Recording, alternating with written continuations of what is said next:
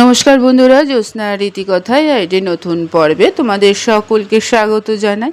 বন্ধুরা, হিন্দু ধর্মে সূর্যগ্রহণকে একটি অশুভ ঘটনা বলে মনে করা হয়। এই বছর অর্থাৎ 2026 সালে প্রথম সূর্যগ্রহণ হয়ে গেছে 17 ফেব্রুয়ারি। এবার আসতে চলেছে বছরের শেষ এবং দ্বিতীয় সূর্যগ্রহণ। এই সূর্যগ্রহণ কবে হবে তা নিয়ে সকলের মনেই কৌতূহল রয়েছে।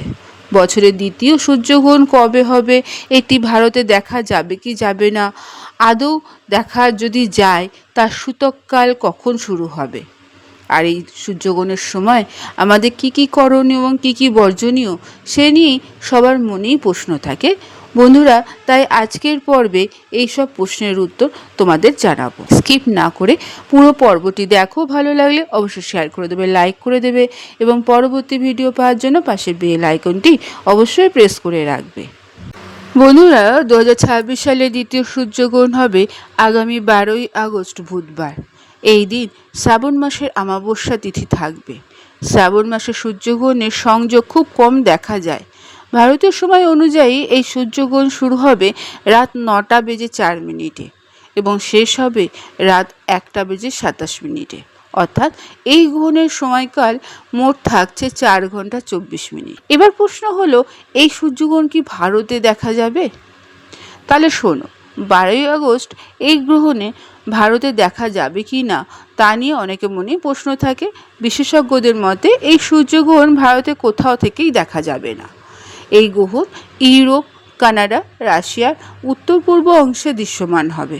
অন্যদিকে পূর্ণগ্রাস সূর্যগ্রহণ দেখা যাবে আর্কটিক, গ্রিনল্যান্ড, আইসল্যান্ড আর আটলান্টিক মহাসাগরের পার্শ্ববর্তী দেশগুলোতে। যেহেতু 12ই আগস্ট সূর্যগ্রহণ ভারতে দেখা যাবে না, তাই এখানে এর কোনো ধর্মীয় গুরুত্ব থাকবে না। এই কারণে ভারতের সূতককালও মানা হবে না। ধর্মীয় বিশ্বাস অনুযায়ী যেসব জায়গায় সূর্যগ্রহণ দেখা যায় শুধুমাত্র সেখানেই সূতককাল পালন করা হয়। সাধারণত সূর্যগ্রহণ 12 ঘন্টা আগে সূতককাল শুরু হয়। বন্ধুরা, হিন্দু ঐতিহ্য অনুসারে সূতক কেবল তখনই পালন করা হয় যখন গ্রহণটি তোমাদের অবস্থান অনুযায়ী দৃশ্যমান হয়। যেহেতু 2026 সালে এই দ্বিতীয় সূর্যগ্রহণটি ভারতে দৃশ্যমান নয়, তাই এর উপর কোনো বিধিনিষেধও নেই। মানে রান্না বা খাওয়ার উপর কোনো বিধিনিষেধ নেই। মন্দিরগুলো সাধারণত খোলা থাকবে। দৈনিক পূজা অর্চনা, প্রার্থনা স্বাভাবিকভাবেই চলতে পারে। গ্রহণের পরে শুদ্ধিকরণ অনুষ্ঠানেরও কোনো প্রয়োজন নেই। তবে তোমরা যদি আধ্যাত্মিকভাবে আগ্রহী হও তাহলে ব্যক্তিগত বিকাশের জন্য মননশীলভাবে সূর্যগ্রহণ পর্যবেক্ষণ করতে পারো, কিন্তু এটি বাধ্যতামূলক নয়।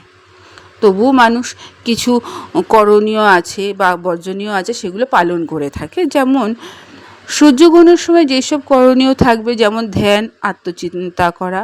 এই সময় আত্মসমীক্ষা এবং আধ্যাত্মিক বিকাশের জন্য ব্যবহার করা হয়। গায়ত্রী মন্ত্র জপ করলে ইতিবাচকতা আসতে পারে এবং শক্তি শুদ্ধ হয়। মন দিয়ে চিন্তা, অনুভূতি পর্যবেক্ষণ করো। গ্রহণের পর অবশ্য শুদ্ধিকরণের জন্য স্নান করবে। কাগজে 3টি লক্ষ্য লিখুন। সূর্যগ্রহণের পর সেগুলো নিরাপদে পুড়িয়ে ফেলুন।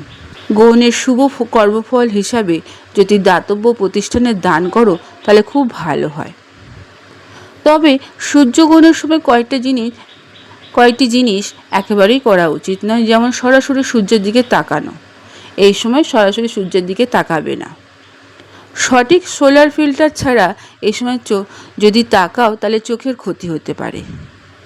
গ্রহণের শক্তি আবেগকে তীব্র করে তোলে। নেতিবাচকতার চিন্তা, কথাবার্তা পরিহার করো। অনেকে গ্রহণ কেটে যাওয়া পর্যন্ত অপেক্ষা করতে পছন্দ করে। সেটা তার নিজের ইচ্ছা, অন্যের উপর চাপিয়ে দেওয়া কোনো দায়িত্ব না।